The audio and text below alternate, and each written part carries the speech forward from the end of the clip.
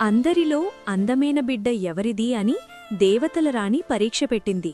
కాని చివర్లో జరిగినది చూస్తే షాక్ అయిపోతారు. దేవతల రాణి జునో ఒకసారి అందరికంటే అందమైన బిడ్డను కన్న జంతువుకి బహుమతి ఇవ్వాలి అనుకుంది. కొద్దిసేపట్లోనే జంతువుల తల్లులన్నీ తమ తమ పిల్లలతో జునో ముందు హాజరయ్యాయి. పులి, సింహం, ఎలుగుబండు పిల్లలను తీసుకుని వాటి తల్లులు వచ్చాయి.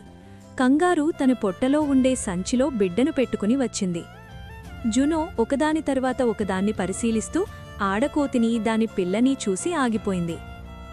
ఈ కోతిపిల్ల అనాకారి పిల్ల. దీని చప్పిడి ముక్కుని, అసహ్యంగా ఉండే ముఖాన్ని చూడండి.